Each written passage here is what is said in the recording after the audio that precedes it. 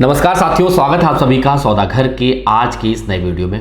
सबसे पहले साथियों, आप सभी को तहे दिल से बहुत बहुत धन्यवाद, बहुत बहुत शुभकामनाएं, क्योंकि अपना परिवार अब 1 लाख से ज़्यादा का हो चुका है और इसमें आप लोगों का प्रोत्साहन, आप लोगों का विश्वास, आप लोगों का आशीर्वाद जो लगातार सौदागर पे बना हुआ है, यही कहीं ना कहीं सबसे बड़ा फैक्टर है जो हमें मोटिवेट करता है कि नई नई इन्फॉर्मेशन, नई नई चीज़ें जो रियल एस्टेट से जुड़ी हैं वो आप तक लाई जाएँ।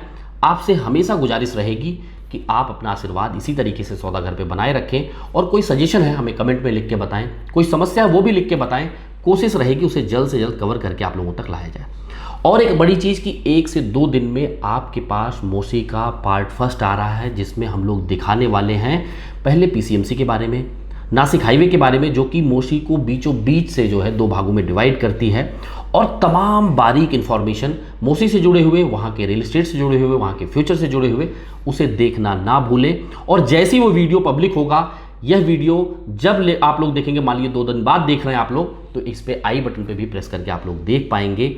और लगातार किस और टॉपिक पे वीडियो बनाया जाए यह भी हमें सुझाव देना ना भूलें। चलिए पहले सवाल की तरफ बढ़ते हैं। कपिल चक्रे जी हैं, इन्होंने लिखा है, hello sir, thanks for your effort, thank you so much. आपने आगे लिखा है, अगर एग्रीमेंट में पोजीशन की डेट 3 साल डाली हुई है और बिल्डर रेरा वेबसाइट पे 1 साल दिखा रहा है, तो उसकी एक्चुअल डेट बिफोर एग्रीमेंट कैसे पता करें? देखिए, एग्रीमेंट डेट पता करने की कोई ज़रूरत ही नहीं है। सबसे पहले तो आप जब डेवलपर के यहाँ विजिट कर रहे हैं तो आप उससे सीधा पूछिए कि आपका पोजीशन कब आने वाला है। अब आपके मन में एक चीज़ चलना चालू होगा कि यार पूछने पे तो वो कुछ भी बोल सकता है, वो 1 साल भी बोल सकता है, 2 साल भी बोल सकता है, 2.5 साल भी बोल सकता है, जो बोलने से उसको बुकिंग ज़्यादा मिलेगी वो बोल सकता है। देखिए, ये बात सिर्फ बोलने की नहीं है। आप तमाम प्रोजेक्ट पे विजिट करते हैं, उसके बारे में इंफॉर्मेशन लेते हैं, और जिस प्रोजेक्ट पे आप दिलचस्पी दिखाते हैं, जो आपके लायक होता है, आपके रिक्वायरमेंट में सेट बैठता है, फिर आप वहाँ पे पूछते हैं। आप जिस दिन जो है टोकन अमाउंट ट्रांसफ़र कर रहे हैं, बुकिंग अमाउंट ट्रांसफ़र कर रहे हैं, उस दिन ही आपको एक अलॉटमेंट लेटर मिलता है। अलॉटमेंट लेटर मान लीजिए डेवलपर उस दिन नहीं भी दे रहा है, तो आपको एक बेसिक इन्फॉर्मेशन एक पेज पे लिख के या मेल में लिख के देता है कि आपने 100 यूनिट बुक की हुई है। उसी समय आप उससे मेल पे या उस रिटन डॉक्यूमेंट पे यानी अलॉटमेंट लेटर पे ये देखें, ये पूछें कि आपका पोजीशन डेट क्या रहने वाला है, प्लीज़ इस पर मेंशन कर दीजिए। एक तो ये बात हो गई। दूसरी बात, जहाँ तक ये बात जो पोजीशन डेट महारेरा पे लिखा गया है उस पर आप प्राइमा फेसिया भरोसा कर सकते हैं, लेकिन अगर आपका एग्रीमेंट होने जा रहा है उसमें क्या डेट लिखा हुआ है उसे ज़्यादा वरीयता देनी चाहिए, क्योंकि आपके एग्रीमेंट में जो डेट लिखा गया है, जो आपके साथ कम्युनिकेट किया जा रहा है डॉक्यूमेंट, उसमें यानी कि अगर आपके अलॉटमेंट लेटर में भी कोई एग्रीमेंट का डेट है और मान लीजिए एग्रीमेंट में उससे 6 महीने बाद का पोजीशन डेट भी दे दिया जाता है, तो भी आप पोजीशन डिले होने पे अपने अलॉटमेंट लेटर के बिहाफ पे भी डेवलपर से फाइट कर सकते हैं, रेरा में कंप्लेंट डाल सकते हैं। यानी जो भी डेवलपर ने आपके साथ कम्युनिकेट किया है पहला पोजीशन डेट रिटन, वो आपके लिए फाइनल पोजीशन डेट माना जाएगा। इसमें रेरा ने साफ साफ ये प्राविधान रखा हुआ है। तो आप लोगों के मन में, देखिए आपने सवाल बड़ा अच्छा पूछा कपिल जी, तो आपके माध्यम से जितने लोग भी इसे देख रहे हैं, आपके मन में किसी भी तरह का जो है संशय नहीं होना चाहिए कि जब भी हम जा रहे हैं तो कौन सा डेट जो है हमें पकड़ना है। पहले जैसा हमने बताया कि शुरुआत में आपको महारेरा पे भरोसा करना चाहिए जो डेट लिखा हुआ है, लेकिन आपके साथ डेवलपर रिटन कम्युनिकेशन किस डेट पे कर रहा है वही आपका फाइनल डेट ऑफ पोजीशन माना जाएगा। एक चीज। दूसरा, जिस भी प्रॉपर्टी पे आप फाइनल करने जा रहे हैं उसका थोड़ा सा पास्ट ट्रैक रिकॉर्ड जरूर देख लें कि यह प्रोजेक्ट कब लॉन्च हुआ था, किस किस तरीके से काम चला है। मान लीजिए 1 साल बाद आप वहां बुक कर रहे हैं, तो क्या 1 साल में जो वहां पे वर्क प्रोग्रेस हुआ है उससे आप सेटिस्फाइड हैं? अच्छा खासा काम हुआ है क्या? और यह भी ध्यान दें कि अगर उसका बेसमेंट का काम ज़्यादा है, जैसे कई बार B1, B2, B3 इस तरीके से 3-3 लेवल जो है बेसमेंट में डाले जाते हैं, तो उसमें समय लगता है क्योंकि यहाँ पे हार्ड रॉक है, उसके डिगिंग में, उसके एक्सकेवेशन में समय लगता है। लेकिन अगर सिर्फ 1 लेवल का पार्किंग है तो 1 साल में एटलीस्ट 3-4 स्लैब का काम हो जाना चाहिए, क्योंकि फाउंडेशन में थोड़ा ज़्यादा समय लगता है, यानी कि 5 से 6 महीने लग जाते हैं नीचे का प्लिंथ करने पे, उसके ऊपर का बेसमेंट बनाने पे या फिर ग्राउंड फ्लोर बनाने पे। तो उस हिसाब से आपको आकलन लगाना है। और साथ ही साथ महारेरा भी अभी इस तरीके से ला रही कि क्या जो आप पोजीशन डेट दे रहे हैं 3 साल 4 साल का, क्या आपका हर साल जो है उसी तरीके से आगे ग्रोथ कर रहा है या नहीं कर रहा है, इसके बारे में भी आपको जानकारी मिलती है। तो अब ये कब महारेरा जो है पूरी तरीके से इंप्लीमेंट करेगा और आप उसे समझ पाएंगे वो तो बात की बात है, लेकिन इन बातों पे जरूर ध्यान रखें। फिर भी आपके मन में कोई दुविधा है तो आप हमें कमेंट में बता दीजिए। प्रॉपर्टी खरीदने से पहले कोई समस्या है तो हमने क्वेरी कंसर्न फॉर्म का लिंक डिस्क्रिप्शन में दे दिया है, उसके जरिए अपनी समस्या पहुंचा दीजिए। कोशिश रहेगी आपको आपकी समस्या का समाधान जल्द से जल्द दिया जाए। आगे चलते हैं। त्रिशा मन्ना जी है, इन्होंने लिखा है, is it a good decision to buy a 18th floor unit when the 19th is the refuge floor. देखिए रिफ्यूज फ्लोर, कई लोग इसे रिफ्यूजी फ्लोर भी बोलते हैं। रिफ्यूजी का मीनिंग ऑल टुगेदर अलग है और रिफ्यूज का मतलब अलग है। रिफ्यूज यानी कि उसे रिफ्यूज कर देना है, उसे किसी भी तरीके से यूटिलाइजेशन में नहीं लाना है। वह स्पेस क्यों है? वह किसी भी आपातकालीन सिचुएशन के लिए होता है। मेनली अगर फायर की सिचुएशन आती है बिल्डिंग में, तो लोग जो है, जो नियरेस्ट फ्लोर है आपका रिफ्यूज़ का, वहाँ पे आके एक साथ जो है सब लोग इकट्ठा हो जाएं, जिससे कि उनको इवैक्यूएट किया जा सके आसानी से। पहले इसमें क्या होता था कि एक फ्लैट छोड़ दिया जाता था। अब इसमें जो है नए चेंजेज आ चुके हैं पिछले 3-4 सालों में, यानी 3-4 सालों के बाद जिन्होंने सैंक्शनिंग ली है डेवलपर ने, उसके बाद आप देखेंगे एलिवेटेड जो है टेरेस बनाने का जो है प्राविधान आ चुका है। ये ऐसा क्यों किया गया है? क्योंकि जब फ्लैट एकदम उसी एलिवेशन में होते थे और एक वैकेंट फ्लैट छोड़ा जाता था, तो वहाँ तक भी आग के पहुँचने की संभावनाएं बढ़ जाती थी, क्योंकि वो ओपन होता था, उसमें देखिए डोर भी नहीं लगे होते थे। अगर आप इकट्ठा हो रहे हो और अगर फायर ज़्यादा तेज है तो उस फ्लैट तक भी पहुँचेगा, तो वहाँ से लोगों को इवैक्यूएट करना मुश्किल था, क्योंकि विंडो जो है वो एक तरीके से नीचे से भी वॉल होता था, ऊपर से भी, और जगह भी कम मिलता था, और एक ही एलिवेशन, एक ही प्लेन में होने की वजह से उस फ्लैट में इवैक्यूएशन कठिन था, मुश्किल था। इसीलिए जो है एलिवेटेड टेरेस का जो है प्राविधान लाया गया। हर 5-5 फ्लोर पे, 4-4 फ्लोर पे, जैसा हाई राइज है उसके हिसाब से वो बनाया जाता है, जो कि आप ब्लूप्रिंट में महारेरा में भी देख सकते हैं कि किस किस फ्लोर पे रिफ्यूज है। तो उसे निकालने से क्या होगा, सब लोग जब इकट्ठा होंगे तो वहाँ पे लोहे का गेट दिया गया है, फायर रेजिस्टेंट जो है गेट लगाए गए हैं, जिससे फायर जो है उस टेरेस तक ना पहुंच पाए, और जब तक पहुंचे तब तक जो है इवैक्यूएट किया जा सके। तो ये नए नए चेंजेस भी अथॉरिटीज़ ला रही हैं, और अच्छी बात है, डेवलपर इसे इंप्लीमेंट कर रहे हैं, एटलीस्ट रिफ्यूज के केस में। अब जहां तक स्पेसिफिक आपके सवाल का जवाब है, रिफ्यूज फ्लोर के नीचे, रिफ्यूज फ्लोर के ऊपर, रिफ्यूज फ्लोर के बगल लेने में कोई समस्या नहीं है। क्या दिक्कत क्या है? वो फ्लैट वैकेंट रहने वाला है अगर फ्लैट किस केस में है, और अगर टेरेस है तो टेरेस भी वैकेंट रहने वाला, उसमें किसी भी तरह का कोई भी एक्टिविटी नहीं हो सकता। यानी कि आप जा सकते हैं, आ सकते हैं, पर परमानेंट उसे कोई क्लोज नहीं कर सकता, कोई परमानेंट उसे यूटिलाइज नहीं कर सकता। आने जाने के लिए कोई दिक्कत नहीं है।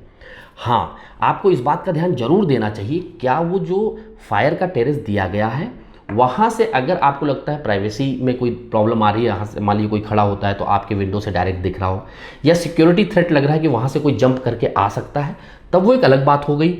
और आपको प्रोजेक्ट बहुत पसंद है और उसी फ्लोर पे ही मिल रहा है, तो फिर उसके लिए क्या सेफ्टी मेजर्स लिए जा सकते हैं कि वहाँ से कोई ना आ सके, तो उसे आपको जैसे ग्रिल वगैरह लगाना, उसके बारे में सोचा जा सकता है। नहीं तो किसी और फ्लोर पे लीजिए। लेकिन अगर रिफ्यूज ऊपर है, नीचे, तो इससे आपके मन में कोई संशय नहीं होना चाहिए, किसी भी तरह की कोई समस्याएं नहीं होने वाली है। हाँ, कई बार ऐसा देखने में आया है कि रिफ्यूज फ्लोर ओपन है, वहाँ पे मान लीजिए किसी भी तरीके से पानी पहुँच गया, तो पूरे फ्लैट में वाटर प्रूफिंग नहीं होता, तो सीपेज की समस्याएं आती हैं, क्योंकि कोई रह रहा होता है, किसी तरीके से पानी आया तो उसे इंसान क्लीन करता है, उसे जल्द से जल्द ड्राई करता है, जिससे नीचे जो है सीपेज के बाद लीकेज होने की संभावनाएं ना हो। तो ये हो सकता है, लेकिन ये once in a blue moon ऐसा हुआ तो हुआ, नहीं तो ऐसी कोई समस्याएं नहीं है, आप बिल्कुल आगे बढ़ सकती हैं।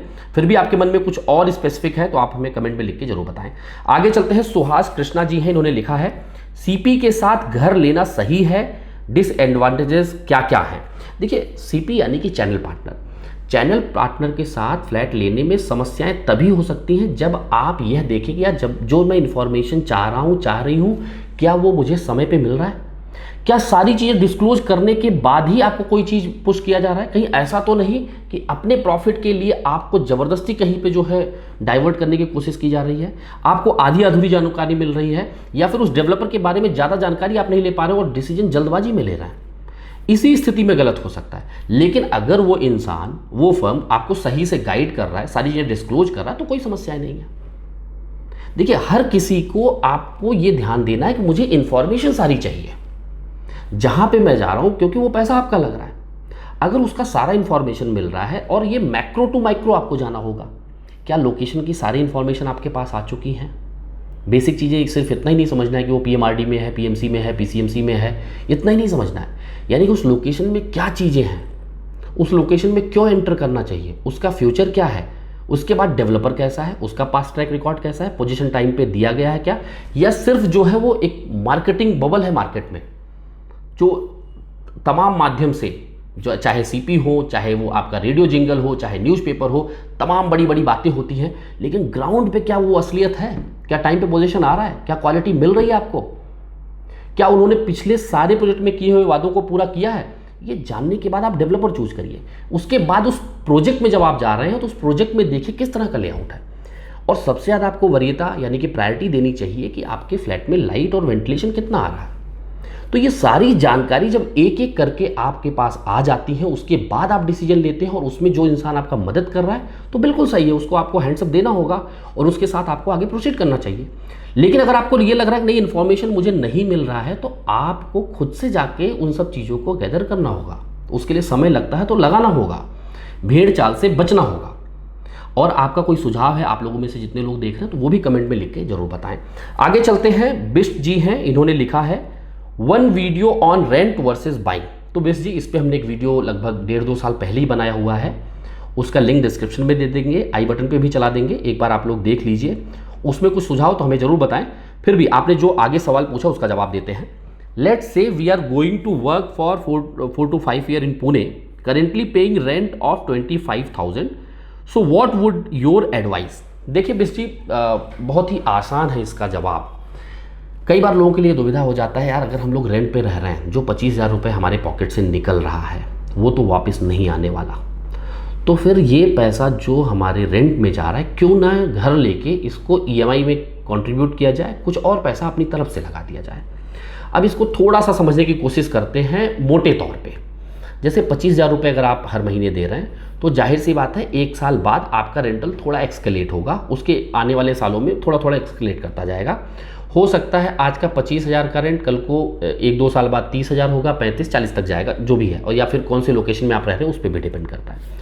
एवरेज मान लीजिए आप 30 से 35,000 रुपये रेंट आज से दे रहे हैं 5 सालों तक। मान लीजिए कल को 45,000 भी होता तो उसका एवरेज आज ही हमने 30-35 पकड़ लिया, तो आप पूरे जो है 12 महीने में 3,60,000 रुपये अपने पॉकेट से निकाल रहे हैं किसी भी फ्लैट में रहने के लिए। अब आज के समय में 25,000 रुपये पे जो आपको रेंट पे फ्लैट मिल रहा है ढंग के लोकेशंस में, उसकी कॉस्ट 70 लाख के नीचे नहीं होगी। यानी कि 70 लाख जो है किसी ने खर्च किया होगा या आप खर्च करेंगे, तो जाके उसमें रेंट आपको 25,000 के आसपास मिलेगा। तो उसके नीचे तो नहीं मिलेगा। हो सकता है 10 लाख रुपए कहीं पे ज़्यादा में मिला हो, ये भी हो सकता है। यानी कि 80 लाख रुपए वाले प्रॉपर्टी पे किसी का 25,000 रुपये का रेंट आ रहा हो। तो अब आप ये देखिए कि 70 लाख रुपए अगर मान के चलिए, 70 लाख रुपए की चीज़ 5 साल आपको रहना है और आप खरीदने के बारे में सोच रहे हैं, तो 70 लाख में आपका ओन कंट्रीब्यूशन आप कितने देने वाले हैं वो भी आपको पहले ले जाके ब्लॉक करना होगा। मान लीजिए आप 50 लाख रुपए का लोन लेते हैं तो आपकी ईएमआई कितनी आएगी? 20 लाख आपने कंट्रीब्यूट किया, 50 लाख का लोन लिया आपने 20 साल के लिए, तो लगभग आपका जो है 48, अगर 9% के रेट ऑफ इंटरेस्ट देखें, क्योंकि 9 से 9.5% का रेट ऑफ इंटरेस्ट आज की डेट में चल रहा है, अगर 9.5 देखेंगे तो लगभग 20 साल के लिए 50 लाख पे लगभग 49 से 50,000 आएगा। अगर 9% है तो वो 47-48,000 के आसपास आएगा। तो आपके पॉकेट से हर महीने 50,000 निकलना चालू हो जाएंगे। और शुरुआत में अगर आप देखेंगे आपके पॉकेट से 83%, और टू बी प्रिसाइज 83.3% जो है पूरे ईएमआई का इंटरेस्ट में जाता है। यानी जो 50,000 रुपये आप दे रहे हैं उसमें से 40 से 41,000 रुपये आपके इंटरेस्ट में जाने वाला है। प्रिंसिपल के कंट्रीब्यूशन में सिर्फ 8 से 9,000 रुपये बचेंगे या 7-8,000 रुपये बचेंगे। और 1 साल बीतने के बाद भी आपके पॉकेट से 81% जो है वो इंटरेस्ट में जाता है। तो पहले तो आप ये देखें कि आपके पास ओन कंट्रीब्यूशन कितना है उस फ्लैट को खरीदने के लिए, एक चीज। दूसरा, मान लीजिए आप 35 लाख का भी लोन लेते हैं तो आपके जेब से लगभग 30-32,000 रुपए की ईएमआई जाएगी 9% के रेट ऑफ इंटरेस्ट से। माफ करिएगा। तो ये जो 30-31,000 जा रहा है ये तो ठीक आपकी ईएमआई के बराबर है, तो आप उतना जो है ईएमआई में दे सकते हैं। लेकिन आपको इसके लिए 35 लाख अपने पॉकेट से भी लगाना होगा ओन कंट्रीब्यूशन, क्योंकि उसके बाद ही आप 35 लाख लोन के लिए जाएंगे 70 लाख की प्रॉपर्टी पे। तो अगर आपको निवेश करना है तो आप ये देखें कि आपके पास ओन कंट्रीब्यूशन कितना है। आप क्या ये डिसीजन के साथ लेना चाहते हैं कि अगर मैं 5 साल बाद पुणे में नहीं रहता हूँ तो जो यहाँ का रेंटल आएगा क्या वो मेरे लिए ठीक रहेगा? इसके लिए मार्केट का असेसमेंट भी कौन से माइक्रो मार्केट में लेना, ये भी ध्यान देना होगा। और उस माइक्रो मार्केट में आज के समय पे क्या रेंटल है और आने वाले समय पे क्या रेंटल होगा, इस बारे में भी आपको ध्यान देना पड़ेगा। तो पहले तो ये मन बनाइए, क्योंकि आपके सवाल से ये बात झलक रही है कि आपके मन में इच्छा है कि एक प्रॉपर्टी खरीद ही ली जाए। इतना पैसा जा रहा है वो वेस्ट जाएगा, तो ख़रीद लेते हैं। तो यहाँ पे मैं साफ़ कर दूँ, अगर आपके पास अच्छा खासा ओन कंट्रीब्यूशन है 30% के ऊपर, और आप आने वाले समय पे, यानी मान लीजिए आज लोन आप ले लेते हैं और आने वाले समय में 5-7 साल में आप लोन ख़त्म करने की सिचुएशन में हैं, तो आप ख़रीदने की तरफ बढ़िए। और अगर आपको लगता नहीं ऐसा नहीं हो पाएगा, तो आपके पॉकेट से 3,60,000 रुपये निकल रहे हैं पूरे टेन्योर में। अगर 30,000 के हिसाब से आप पर मंथ देख रहे हैं, तो पूरे 5 साल में अगर आप पकड़ लें तो लगभग 18 लाख रुपए आपके पॉकेट से निकलने वाले हैं। उसे जाने दीजिए, क्योंकि वो 18 लाख रुपए वैसे भी अगर आप ईएमआई के रूप में देते तो पूरा का पूरा आपके घर के जो लोन का प्रिंसिपल है उसमें नहीं जा रहा है, वो इंटरेस्ट में जा रहा है। वो 5 सालों में अगर आप 50 लाख रुपए का लोन ले लेते हैं तो आपके पॉकेट से तो वैसे भी निकल रहा है 18-20 लाख रुपए इंटरेस्ट के नाम पे। तो जब इंटरेस्ट देना ही है और आप उसको क्लोज नहीं कर सकते हैं, तो खरीदने का कोई मतलब नहीं बनता है। हाँ, अगर आपके पास ओन कंट्रीब्यूशन है, जैसा मैंने आपको बताया, और आप जल्द उसे क्लोज कर सकते हैं लोन को, तो बिल्कुल आपको आगे बढ़ना चाहिए। बाकी साथियों, आप सभी को सौदा घर का प्रयास कैसा लग रहा है? आपके मन में कोई दुविधा है, कोई सुझाव है, हमें कमेंट में लिख के ज़रूर बताएं। अपना आशीर्वाद, अपना प्रोत्साहन इसी तरीके से सौदा घर पर बनाए रखें। जल्द मिलेंगे एक नए वीडियो के साथ, एक नए इन्फॉर्मेशन के साथ। तब तक के लिए धन्यवाद, नमस्कार।